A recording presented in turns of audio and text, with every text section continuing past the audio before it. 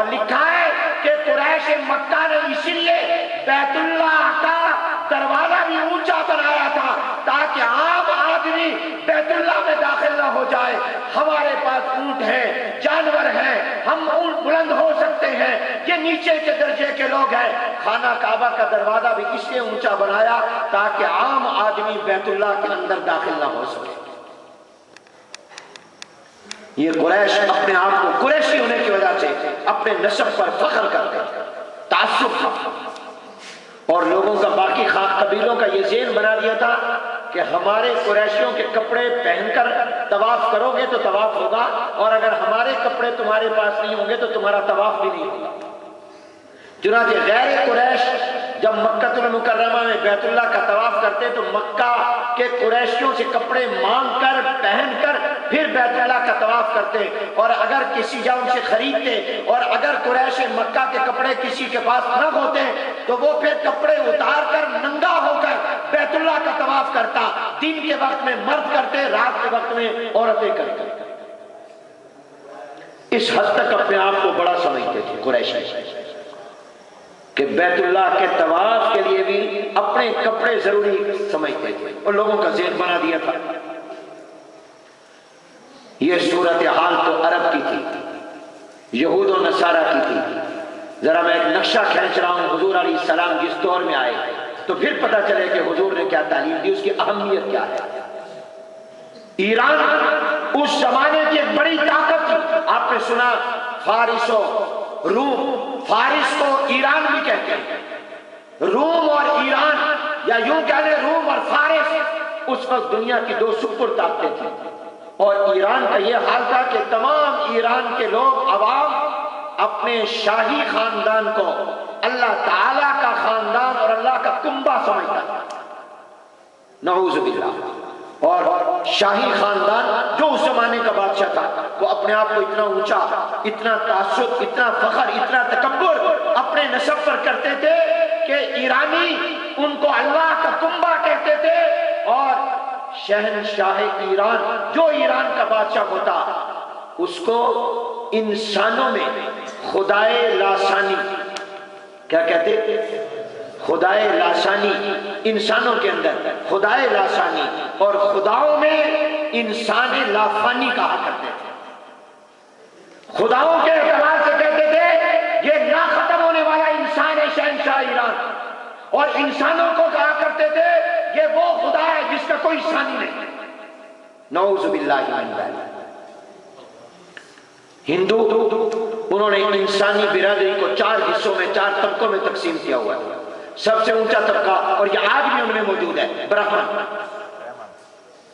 دوسرا طبقہ چھتری، تیسرا طبقہ ویش، اور چوتھا شودر. یہ سب سے کم نصیب، سب سے بد نصیب اور سب سے نچلا سمجھا جاتا تھا، اور آج تک ہندوؤں میں یہ تقسیم موجود ہے. چین،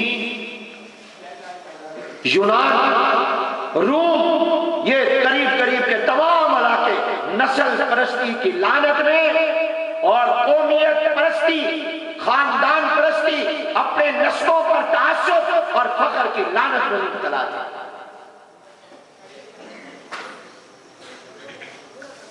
ایک دوسرے پر فخر کرتے تھے، میرا خاندان اعلیٰ، میرا خاندان. اس ماحول میں سرکار دو عالم امام الانبیاء رحمت عالم حضرت محمد الرسول اللہ صلی اللہ علیہ وسلم تشریف لے آئے. اب آپ دیکھیے حضور نے قرآن کی زبان میں اعلان کیا. اب اس اعلان کی اہمیت آپ کو سمجھ آئے گی اس پس منظر میں. یا ایھا الناس انا خلقناکم من ذکر و انثی وجعلناکم شعوبا وقبائل لتعارفوا. اے لوگو، تم ایک ماں باپ کی اولاد. خلقکم من نفس واحدہ کلکم بنو آدم، تم سب آدم کی اولاد ہو. وآدم من تراب، اور آدم مٹی سے پیدا ہوئے. اور حجۃ الوداع کے خطبے میں فرمایا یہ جو یہاں پر لکھا ہوا ہے لا فضل لعربی علی عجمی ولا لعجمی علی عربی ولا لاسود علی الاحمر ولا لاحمر علی الاسود، کسی عربی کو عجمی پر، عجمی کو عربی پر، اور کسی گورے کو کالے پر، کسی کالے کو گورے پر کوئی فضیلت نہیں الا بالتقوی، مگر تقوی کے ساتھ۔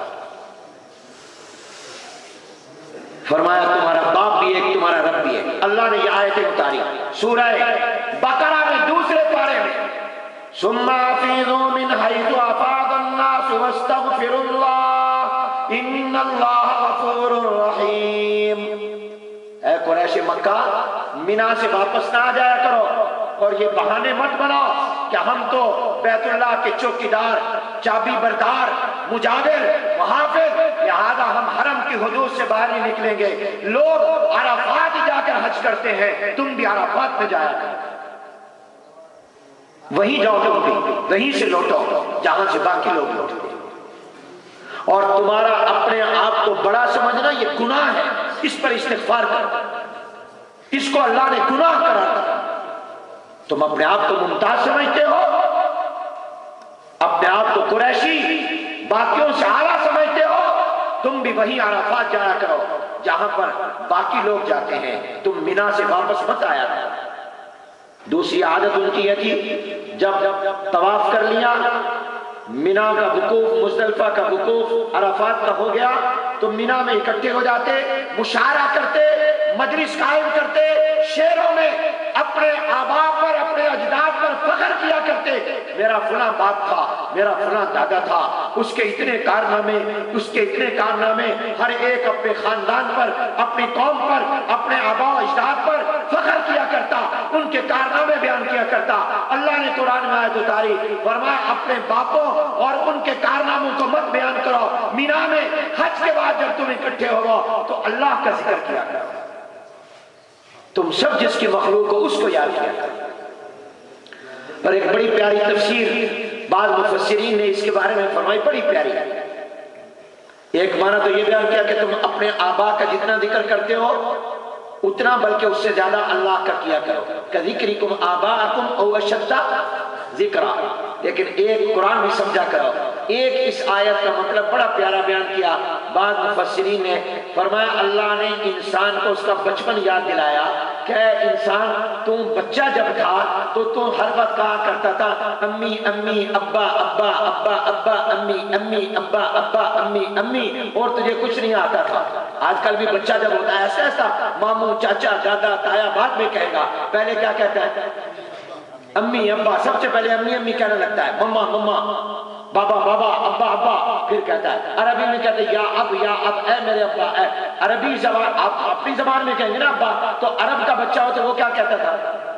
یا اب، یا اب، یا ابی، یا ابی، اے میرے ابا، اے میرے ابا، اے میرے ابا۔ تو اللہ نے فرمایا بچپن میں انسان جس طرح تو ابا ابا کرتا تھا، اب تو جب بڑا ہو گیا تو اب رب رب کیا کر۔ اب یا اب، یا اب، یا اب کی گردان نہ کر، یا رب، یا رب، یا رب، یا رب کی گردان کر۔ یہ مطلب ہے کذکرکم آباءکم و اشد ذکرا، رب رب یاد کرو، اور رب سب کا ہے، وہ رب العالمین ہے، وہ تمام، کوئی کسی بھی خاندان، سید ہو غیر سید ہو، وہ سب کا رب ہے۔ اس بات پر ناز و تکبر مت کرو میں سید ہوں، اور سید ہونے کی بنیاد پر اپنے آپ کو غیر سید سے اعلیٰ سمجھو، نہیں۔ حضور علیہ السلام نے فرما دیا، پہلی بات تمہاری اصل بھی ہے، تمہاری نسل بھی ہے۔ بات سمجھ میں آ رہی؟ دوسری بات فرمائی، دوسری بات یہ فرمائی، فضیلت، شرافت، عزت و احترام کا مدار کسی خاندان میں سے ہونا، مال و دولت کا ہونا، کسی زبان کا ہونا، وطن اور قوم اور برادری کا ہونا، یہ نہیں ہے، یہ نہیں ہے، بلکہ اصل مدار ہے عمل، کردار اور تقوی۔ اِنَّ أَكْرَمَكُمْ عِندَ اللَّهِ أَتْقَاكُمْ لا فضل لعربی علی عجمی ولا لعجمی علی عربی ولا لاسود علی الاحمر ولا لاحمر علی الاسود الا بالتقوی تقوی کے ساتھ بنی۔ دیکھو بھائی ذرا توجہ کرنا، میں کسی بڑے عالم کا بیٹا کسی بڑے خاندان میں پیدا ہوا، یہ میرے اختیار سے ہے یا قدرتی طور پر ہو گیا؟